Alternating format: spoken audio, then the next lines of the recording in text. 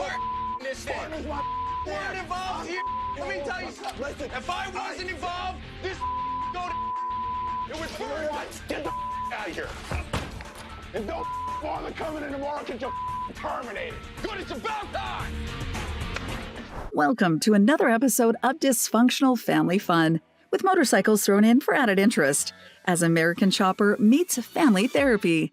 Remember the Tuttles, who turned family feuds into a spectator's sport, complete with custom choppers as props?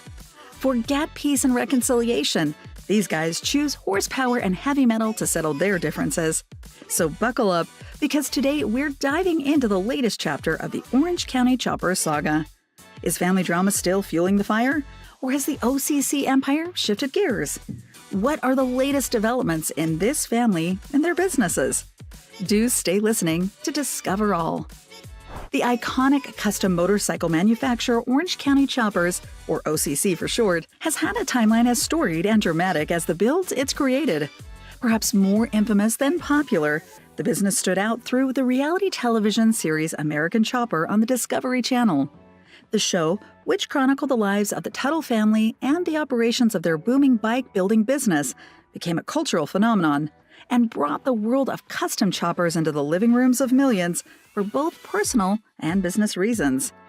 Their story is as much about the relationship between the founders, Paul Teutul Sr. and his son, Paul Jr., as the bikes. Their dynamic was often marred by heated disagreements, serving as a central theme of the reality TV series and even sprouting one of the most popular memes in the internet history. The father-son duo's clashes were not just for the cameras. They reflected real tensions that eventually boiled over to cause a significant split in the company and the family. The friction between the Pauls was rooted in their differing visions for the OCC. Sr. is a hard-nosed businessman with a clear idea of what he wanted OCC to be, but on the other hand, Jr. is a creative spirit, a designer who often butted heads with his father over various aspects of the business. The animosity reached critical mass in 2008 when Jr. was late for work, which caused another argument. While the standoff was nothing out of the ordinary by that time, the mutual rage had apparently reached a new dimension, causing Sr. to fire his son from OCC. Most fans looked at this as the business's breaking point, seeing as the show had been running for 6 years, actually thanks partly to their volatile chemistry as to their end results in bike building. It made all the sense that neither the show nor OCC itself would survive past the 6th season unless the Pauls made up. But their pride and rancor were apparently too great to allow it. Jr. started his own 3-letter abbreviated business by the name of Paul Jr. Designs, or PJD, while Sr. continued running OCC and tried his best to capitalize on the idea his shop operated at maximum efficiency without Jr., promising even better builds in record time. This somewhat failed to materialize, however, and to make matters worse, Discovery Channel started working with PJD in the 7th season and managed to retain viewership by pitting father against son for some of the most iconic builds ever suggested. The show ran consecutively only until the end of Season 9 in 2012, but reappeared for 2 more in 2017 and 2018, by which time things had become rather grim for OCC. Paul Sr. faced significant financial challenges in running his business as the earnings from American Chopper fizzled out. So by 2011, restoring to leasing only 2/3 of his business facilities from the owner of the property. His eventual solution was to relocate from New York to Pinellas Park, Florida in 2020, where OCC Road House and Museum would be established. Even though it has a motorcycle manufacturing shop, this multifaceted facility aimed to expand the OCC brand beyond their original expertise, incorporating a museum, restaurant, billiard hall, and concert pavilion. The museum area prominently features on what OCC's reputation was built, their unique and bold motorcycle designs, each one a monument to the creativity and craftsmanship of the team, of which Jr. was notably a part for most of the prominent builds.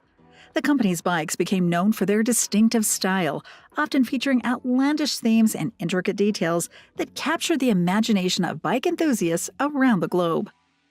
OCC remains in business today, although the core motorcycle building business experienced significant difficulties in March 2020. The retail merchandising arm of the company has continued, suggesting that the OCC brand remains active, even if the scale of operations has changed over time. Their website no longer offers custom choppers, but instead glorifies those they created in the past. The main focus of what they offer is apparently the restaurant, with its diverse food and beverage prominently plastered all over the landing screen of OCC's homepage. Some would argue that what pushed them to new lengths was that Sr. was still competing with his son and fighting the ghosts that remained in their heads after the split. For example, PJD relocated within New York State only a year before Sr. had to abandon it, which must have been a very bitter pill to swallow. Perhaps even worse is the fact that PJD has done extremely well in the business since its inception, having been chosen by the video game giant Blizzard to create choppers for World of Warcraft, among many other high-profile projects. At the end of the day, maybe it's for the better that their paths diverged, allowing them to utilize the full extent of their craftsmanship to best a worthy competitor, and thereby growing immensely.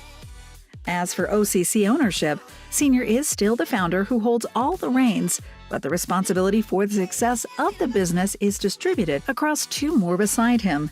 A woman by the name of Joan Kay is the company's CEO, who, according to their website, grew a multi-million-dollar business through a revenue cycle management company, but eventually abandoned it all for OCC. The depth of her intimacy with Sr. has also been brought into question, seeing as they enjoy several side activities in their spare time, such as caring for rescued animals ranging from cats to horses. The COO is Jim Kerr, an E7 from the U.S. Air Force, who has stuck with the brand for over 10 years, having ultimately even learned to create his own builds. Some have called him the younger and more disciplined version of Sr., as they partake in similar extracurriculars and boast a very enviable work ethic. In conclusion, the father Tuttle's formula of surrounding himself with like-minded people to ensure idea alignment across the board looks to have paid off, with the company facing no financial issues to speak of since 2020. The legacy of OCC is not just in the motorcycles they've built, but also in the impact they've had on motorcycle culture. They've inspired countless builders and writers to pursue their own custom dreams, and their brand has become synonymous with the American chopper style. Their influence extends beyond the garage, with a range of merchandise and a presence in the media that continues to promote the OCC name. Finally, while definitely not too big to fail, a brand like OCC is much more than just a manufacturer.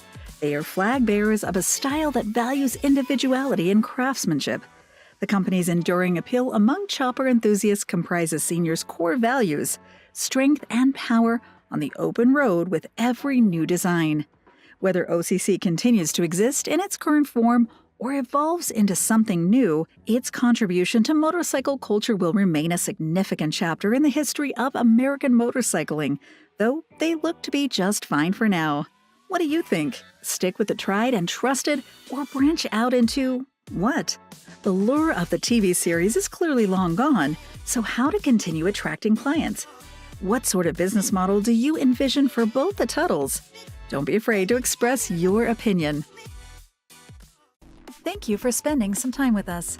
Make sure to like and subscribe so you never miss another video. We also handpick these videos, which we recommend you watch next. You can talk to us on all social medias or ask a question in the comments below. Thank you for being with us, and we'll see you back tomorrow.